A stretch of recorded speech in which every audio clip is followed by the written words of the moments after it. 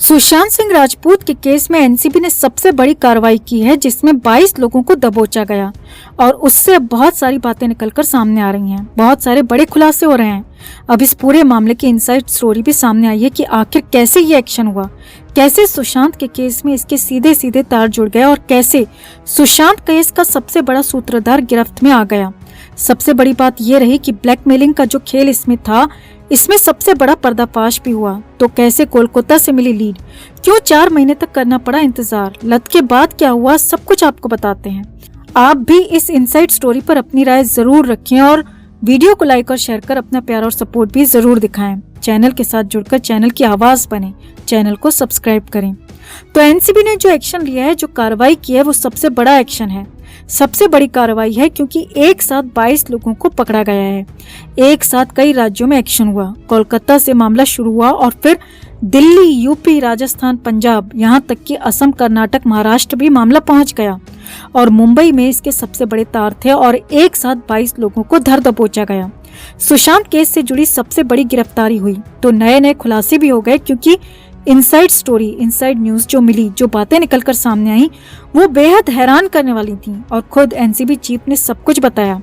दिल्ली में NCB chief Dnyaneshwar Singh ने बताया कि आखिर कैसे ये पूरा केस क्रैक किया गया और कैसे इसकी परतें खोली गईं।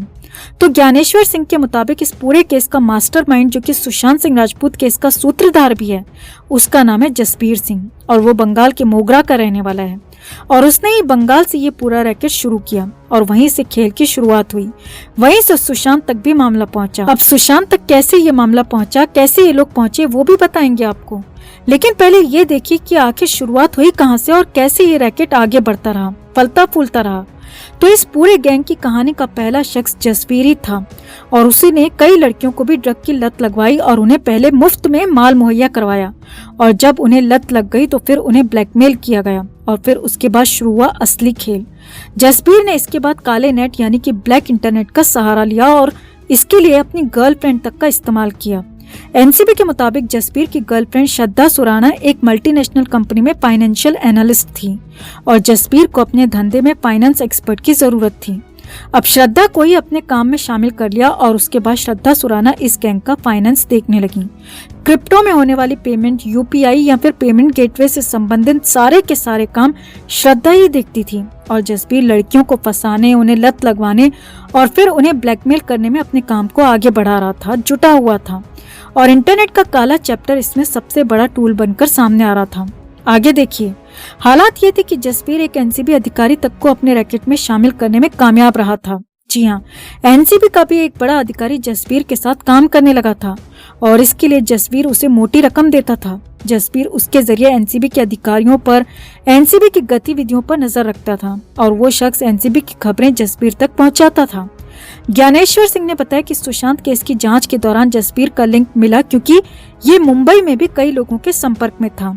कई लोगों को वहां भी इसने सप्लाई किया था और यहाँ तक कि कई बड़े बड़े एक्टर्स के साथ भी जसबीर के संबंध थे और मुंबई में ज्यादातर सप्लाई यही करता था। सबसे बड़ी बात, जिसकी बॉलीवुड में सबसे ज्यादा डिमांड होती थी, वही माल सिर्फ जसबीर के पास मिलता था, क्योंकि वो विदेशों से मंगवाता था और इसका पूरा नेटवर्क देश विदेश तक फैला हुआ था। इसीलिए बॉलीवुड में जसबीर के आइटम की सबसे ज्यादा डिमांड थी और जसबीर वहां पर ये डिमांड पूरी भी करता था। अब हालांकि एनसीबी ने तो नहीं बताया, लेकिन सूत्रों के हवाले से बड़ी खबर है कि जसबीर के नेटवर्क के जरिए ही सुशांत तक भी ड्रग पहुंचाने का काम हुआ और वहां भी पहले लत और फिर ब्लैकमेल के खेल की पूरी कोशिश की गई और सुशांत मामले में भी कुछ हद तक सफल भी रहे थे। सुशांत केस के बाद लंबे समय तक जसबीर अंडरग्राउंड हो गया। एनसीबी के मुताबिक जून 2020 के बाद उसने खुद को अंडरग्राउंड कर लिया और अलग तरीके से, ज्यादा सेफ तरीके से सप्लाई करने लगा। हालांकि वो खुद कभी सामने नहीं आता था, अपने ट्रिगर पॉइंट्स, अपने लोगों के जरिए वो सप्लाई किया करता था। एनसीबी चीफ ज्ञानेश्वर के बयान के मुताबिक पहले उसी आरोपी एनसीबी अधिकारी से लीड मिली और ये सब कुछ पूरा का पूरा खेल कोलकाता से हो रहा था और जसबीर देश के ड्रग सिस्टम में से आधे से ज्यादा का रोल खुद निभा रहा था और ये सब कुछ कोलकाता से चल रहा था और इसके तार करीब करीब हर राज्य से जुड़े थे। कोलकाता से एनसीबी को लीड मिल चुकी थी। बस फिर क्या था, एनसीबी चीफ के मुताबिक 4 महीने तक इन्हें ट्रैक किया गया। 4 महीने तक इनके काम पर, इनके धंधे पर, इनकी मॉडस ऑपरेंडी यानी कि इनके काम करने के तरीके पर ध्यान रखा गया और जब पोस्ट ऑफिस में एक संदिग्ध पैकेट मिला, उस पोस्टल पैकेट की जांच शुरू हुई तो फिर तो परत दर परत खुलती चली गई। मामले खुलते चले गए, जांच हुई तो मामला सामने आ गया। हालांकि तब भी एक्शन नहीं लिया गया। खास मौके का, खास दिन का इंतजार किया गया और एक साथ कई राज्यों में एक्शन लिया गया। एक साथ जसबीर समेत 22 लोगों को पकड़ा गया है। जसबीर की गर्लफ्रेंड श्रद्धा को भी पकड़ लिया गया है और वो एनसीबी अधिकारी भी फिलहाल गिरफ्त में है जो इस गैंग में शामिल था। यानी कि सारे के सारे बड़े लोग इस गैंग के पकड़े गए हैं, सारे के सारे बड़े नाम पकड़े गए हैं और एक तरह से गैंग की पूरी कमर टूट चुकी है। अब सबसे बड़ी बात यह है कि एनसीबी का कहना है कि जसबीर और उसके 22 साथियों के पकड़े जाने से ड्रग वाले आधे से ज्यादा केसेस तो ऐसे ही सॉल्व हो जाएंगे और इनमें से सुशांत का केस भी शामिल है। जी हाँ, एनसीबी के मुताबिक जसबीर का नेटवर्क इतना बड़ा था और इसके काम का दायरा इतना बड़ा था कि एक झटके में इनका आधे से ज्यादा नेटवर्क पूरे देश में खत्म हो गया है और सुशांत केस के साथ ही बहुत सारे केसेस में सफलता मिलना तय है।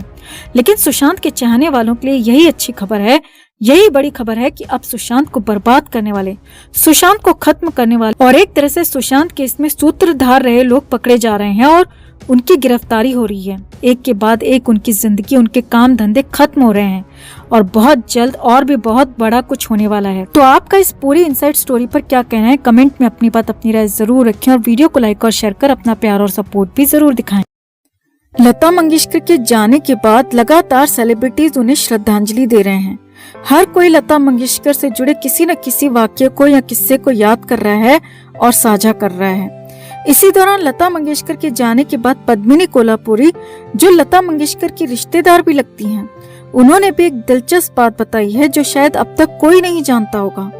उन्होंने बताया कि लता मंगेशकर और आशा भोसले भले ही अलग अलग घर में रहती थीं, लेकिन उन दोनों के घरों के बीच एक ऐसा सीक्रेट दरवाजा था जहां से बिना किसी को खबर लगे दोनों बहनें एक दूसरे के घर पर आ जा सकती थीं, जिससे कि दोनों में से कभी भी किसी को भी एक दूसरे की जरूरत महसूस हो तो आराम से एक दूसरे के पास आया जाया जा सके।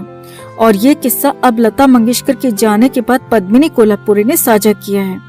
तो इस तरह से आशा भोसले को जब भी दीदी से कोई सलाह मशवरा करना होता या उनसे कुछ भी डिस्कस करना होता था तो वो इसी सीक्रेट दरवाजे के जरिए अपनी बड़ी बहन लता दीदी के पास पहुंच जाया करती थी। हम सबकी प्यारी लता दीदी जा चुकी हैं, बस अब उनसे जुड़ी बातें और उनकी मीठी मधुर आवाज ही रह